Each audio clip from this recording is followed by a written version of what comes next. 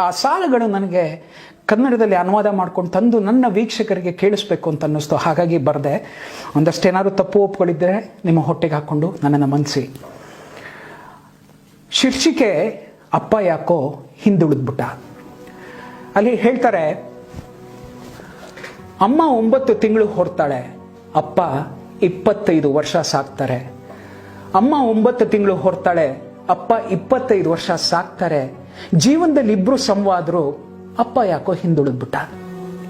ಜೀತ ತಗೊಳ್ದೆ ಅಮ್ಮ ಮನೆಯಲ್ಲಿ ದುಡಿತಾಳೆ, ತನ್ನ ಜೀತನೆಲ್ಲ ಅಪ್ಪ ಮನೆಗೆ ಅಂತಾನೆ ಖರ್ಚು ಮಾಡ್ತಾನೆ.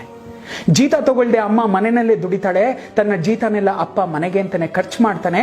ಅಮ್ಮ ಅಪ್ಪ ಶ್ರಮ ಸಮವಾಗಿದ್ರು, ಅಪ್ಪ ಯಾಕೋ ಹಿಂದುಳಿದ್ಬಿಟ್ಟ.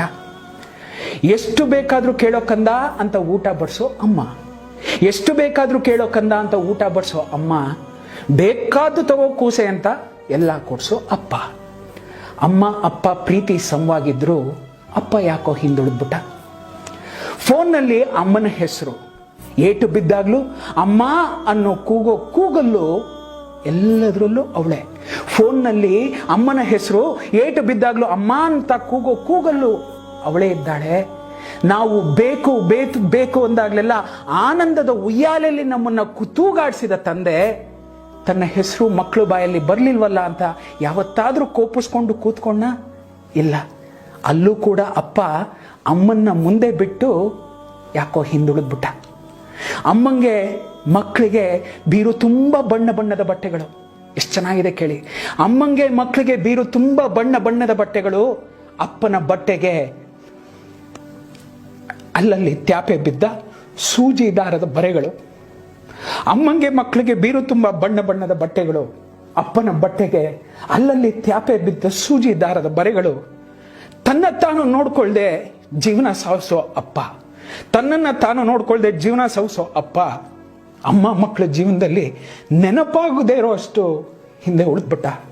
ಅಪ್ಪ ಯಾಕೋ ಹಿಂದೆ ಉಳಿದ್ಬಿಟ್ಟ.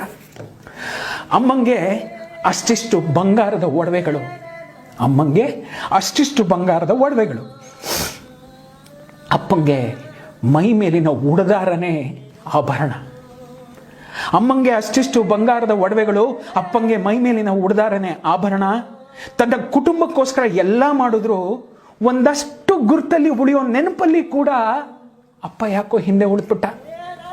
ಮಕ್ಕಳು ಸ್ಕೂಲು ಫೀಸು ಪುಸ್ತಕ ಅಂತೆಲ್ಲ ಇದೆ, ಈ ಹಬ್ಬಕ್ಕೆ ನನಗೆ ಬಟ್ಟೆ ಬೇಡ ರೀ ಅಂತಾಳೆ ಅಮ್ಮ. ಮಕ್ಕಳು ಸ್ಕೂಲು ಫೀಸು ಪುಸ್ತಕ ಅಂತೆಲ್ಲ ಇದೆ, ಈ ಹಬ್ಬಕ್ಕೆ ನನಗೆ ಸೀರೆ ಬೇಡ ಅಂತಾಳೆ ಅಮ್ಮ. ಹಬ್ಬದಲ್ಲಿ ಅಮ್ಮ ಅಪ್ಪ ಏನು ತಿಂತಾರೋ ನೋಡಲ್ಲ, ಹೊಟ್ಟೆ ಉಬ್ಬರ್ಸೋಷ್ಟು ತಿಂದು ಮೇಲೆ ಹೇಳ್ತವೆ ಮಕ್ಕಳು. ಅಮ್ಮ ಮಕ್ಕಳನ್ನ ಬಿಟ್ಟಿದ್ದನ್ನ ತಿಂತಾಳೆ, ಅಮ್ಮ ಮಕ್ಕಳು ಬಿಟ್ಟಿದ್ದನ್ನ ತಿಂತಾಳೆ.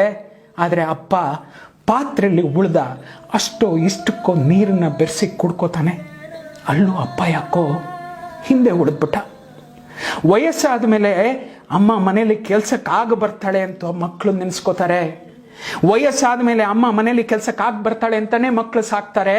ಆದರೆ ಅಪ್ಪ ಕಾಲು ಮುರಿದು ಕುದ್ರೆ ಅವನೇನಕ್ಕೂ ಬೇಡ, ಅನ್ನಕ್ಕೆ ದಂಡ ಭೂಮಿಗೆ ಭಾರ ಅಂತ ಮಕ್ಕಳು ಅವನನ್ನು ಹಂತ ಹಂತವಾಗಿ ಸಾಯಿಸ್ಬಿಡ್ತಾರೆ. ಹಂತ ಹಂತವಾಗಿ ಸಾಯೋ ಅಪ್ಪ ಮಾತ್ರ ಸಾವಲ್ಲಿ ಮುಂದೆ ಅಮ್ಮ ಯಾಕೋ ಹಿಂದೆ ಉಳಿದ್ಬಿಡ್ತಾಳೆ. ಎಷ್ಟು ಚೆನ್ನಾಗಿದೆ ಅಂತಂದರೆ ನಮ್ಮೆಲ್ರಿಗೂ ಬೆನ್ನೆಲುಬಾಗಿ ಅಪ್ಪ ನಿಲ್ತಾನೆ. ಆದರೆ ನಾವು ಅಪ್ಪನ ಮರೆತು ಬಿಡ್ತೀವಿ. ಇದು ಎಲ್ಲರ ಜೀವನದಲ್ಲೂ ನಡೆದಿರುತ್ತೆ, ಪ್ರತಿಯೊಬ್ಬರ ಜೀವನದಲ್ಲೂ ನಡೆದಿರುತ್ತೆ. ತುಂಬ ರೇರ್ ಕೇಸಸ್ ಅಪ್ಪನ ನೆನೆಸ್ಕೊಳ್ಳೋದು.